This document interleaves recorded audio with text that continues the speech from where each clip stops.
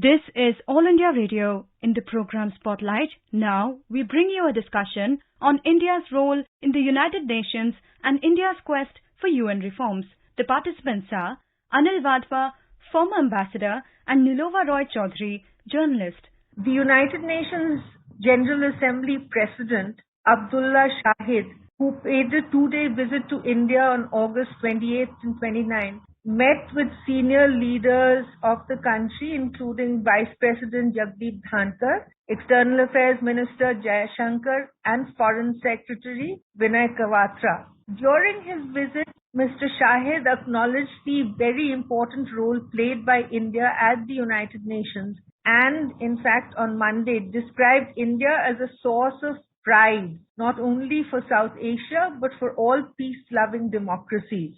While acknowledging the pivotal role that India had played, particularly during the COVID-19 pandemic and the subsequent recovery phase, Mr. Shahid, who is also the Foreign Minister of the Maldives, underscored that India had proven to be the pharmacy of the world and had assisted many countries even in the most remote parts of the globe. The visit of Mr. Shahid focused on the ongoing issues at the General Assembly and India's overall engagement with the United Nations. His one-year tenure as the President of the 76th session of the General Assembly will end in September. Ambassador Anil Wadhwa joins us this evening to discuss the importance of Mr. Shahid's visit and the pivotal role of India at the United Nations. Good evening, Anil. Good evening. Why is this visit of the outgoing President of the UN General Assembly an important one? What has happened during this past year under Abdullah Shahid's presidency is that India has also been a member of call of the UN Security Council and has been acknowledging its three priorities full force, which is peacekeeping, maritime security, and counterterrorism at the United Nations Security Council. The fact that his tenure has been coinciding with India's participation in the UN Security Council, and the fact that he comes from Maldives, which is our important neighbor, and so thought it fitting that this would be a good finale to his end of tenure, which is soon coming to an end, as you said. He is quite impressed that India has contributed a lot during his presidency. And this is reflected in what you said about the India being the source of pride, not only for South Asia, but for all peace-loving democracies. Also, the contribution that India made during this period to assist several countries around the world with vaccines. And again, the cooperation that India has extended to key initiatives which he took during his tenure, basically 5 of them, in all of which India has supported his presidency. So, Mr. Shahid has called his tenure as the year of hope, as it were, over the past year. And in those talks that he held with External Affairs Minister Jaishankar yesterday, Mr. Shahid said that they covered a range of key issues, including cooperation at the United Nations, as you just mentioned. In fact, over the past year, Mr. Shahid has himself emerged as an important player in international diplomacy, as his tenure has seen the role of the UN General Assembly enhanced somewhat, particularly where the Security Council was really unable to act decisively on Russia's invasion of Ukraine. And for the first time in decades, the Assembly met to consider the issue under the format of the Uniting for Peace resolution, a provision for the UN General Assembly to take up issues on which the Council is unable to act. So that was something on which India also collaborated fairly substantially with Mr. Shahid. Would you agree?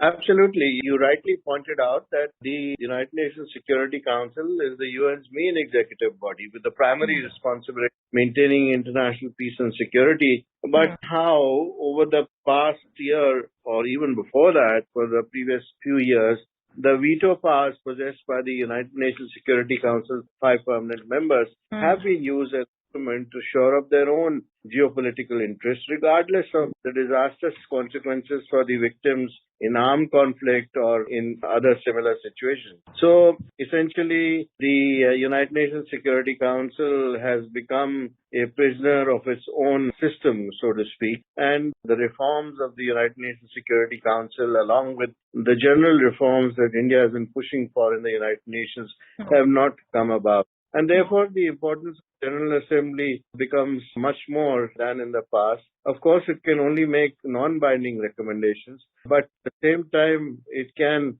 by taking decisions with consensus and with full force, put pressure on the United Nations Security Council and the UN in general to act. So that's why the importance of the United Nations General Assembly under the presidency of Abdullah Shahid has been enhanced during this period.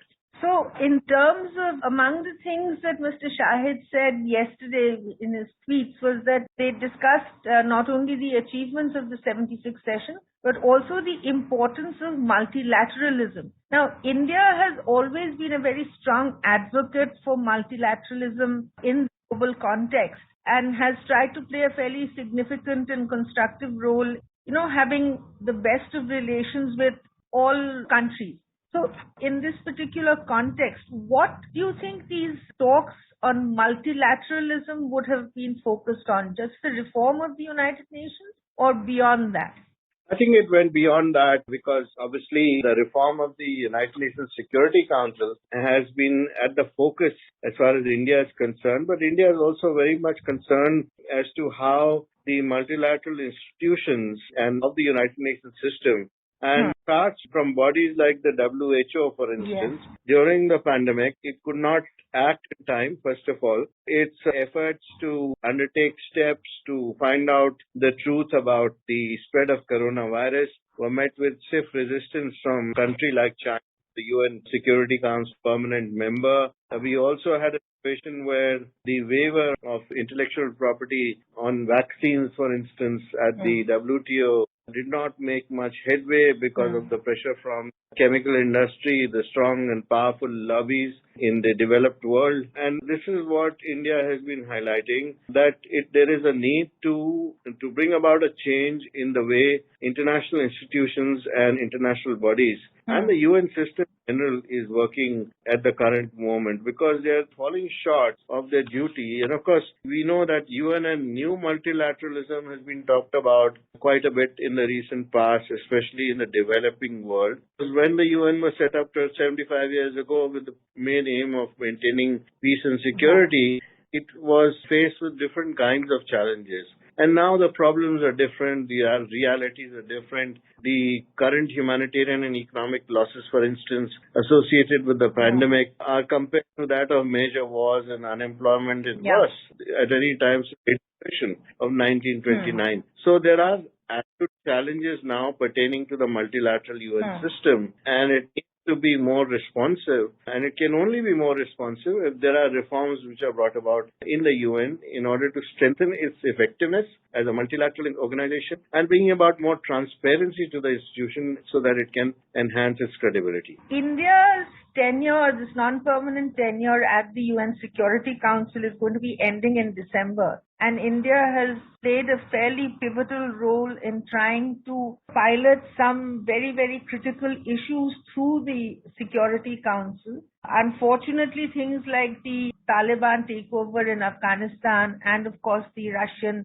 invasion of Ukraine has sort of overtaken a lot of those. But issues like terrorism have come to the fore and remain at the fore, actually. And in fact, our permanent representative at the UN recently again flagged the whole issue of terrorism, which remains concerned given what's happening in Afghanistan even today. So how, given that none of these roles are really being sort of taken head on, as it were, by the United Nations, what kind of multilateralism are we actually looking at? India has been pushing so hard for so many years to even get the Comprehensive Convention on International Terrorism adopted. Even that hasn't happened in so many years. What is the United Nations supposed to actually be doing at this point, given all of these challenges? So there are specific reasons for what you just said. I think the challenges for the multilateral system in present times are quite a few. I'd just like to name some of them and discuss. First of all, there's rise of a new Cold War today because there's conflict in the United States on the one hand and China and Russia on the other. Second issue is that we have a divided West itself. Despite enduring post-war alliances, there's a growing divergence between the United Nations and its European partners on many, many global issues, which was not the case some years ago, at least 2 years ago. And some of these differences are very clear. For example, the JCPOA, the United States and other powers, is very visible in the Iran nuclear deal. Third is the ineffectiveness in general of the United Nations because United Nations has been unable to respond effectively to, for example, the once-in-a-century global crisis triggered by the coronavirus. And at the National Security Council, we've seen permanent members led by China, for example, blocking a discussion on the origin and sources of the coronavirus crisis. Then the United States out of the World Health Organization a few months ago on allegation of supporting China. So there is a deep suspicion which has come into play as far as effective multilateralism is concerned. And that is the crying need for UN reform because there's a defunct United Nations Security Council. The main executive has the primary responsibility of maintaining international peace and security. But when you have frequent use of the veto powers by the United Nations Security Council 5 permanent members, it has disastrous consequences for countries around the world. It does not affect the distribution of military or economic power today, nor the geographical. So the structure of this 15-member Security Council ought to be more democratic and representative. And then, of course, we need also General Assembly reforms. We just talked about the role that the General Assembly has played over the last year, but itself, General Assembly now, because it can only make non-binding recommendations, it is ineffective. And if it is given more teeth, for example, last reason which I would quote is actually the UN's financial crisis, because UN has a lot to do, but it has too little money as it is in a financial crisis due to the unwillingness of many members to pay their contributions on time. So as long as the UN budget remains tightly constrained, it cannot become effective. And also along with this, we have a very toothless UN peacekeeping operation because there is need to include more personnel there, carry out structural reforms for UN peacekeeping operations also. So what is India's focus likely to be on this forthcoming session at the United Nations? What will India focus on for the rest of its tenure at the Security Council? And what about the next General Assembly session? So I think at the beginning of its membership of the United Nations Security Council were peacekeeping and security and counterterrorism. In every theme that in every debate that India takes part, it tries to focus on these three issues because it is seen now as a net security provider, especially in the Indian Ocean region, but also because it sees a threat for itself from a rising China from the seas around it. So therefore, this will safeguard the common prosperity and security interests, not only of India, but also of its neighbors. Then counterterrorism is a national priority. We've seen in the past how cross-border terrorism has been affecting India's natural progress and economic development because of diverse resources. So we firmly oppose terrorism in all its forms and manifestation. There is a treaty on the table which India has tabled, but of course there are differences around the whole theme of how to tackle this issue. And third issue, which we laid emphasis on the peacekeeping forces, because India has over 5,000 personnel today who are serving in a number of peacekeeping operations around the world. And India will ensure that their safety and security are given the highest priority. I think we can sort of carry on debating what the United Nations needs to do particularly. I mean, India will keep pushing for what it considers is important, but we've unfortunately run right out of time. Anil, thank you so very much for sharing your thoughts. Thank you. You were listening to a discussion on India's role in the United Nations and India's quest for UN reforms. The participants were Anil Wadhwa, former ambassador, and Nilova Roy Chaudhary, journalist. This program was produced and presented by the News Services Division of All India Radio. You can listen to it on our mobile app, News on AIR. This program is also available on our YouTube channel, News on AIR Official. You may email your opinion about this program at airnsttalks@gmail.com.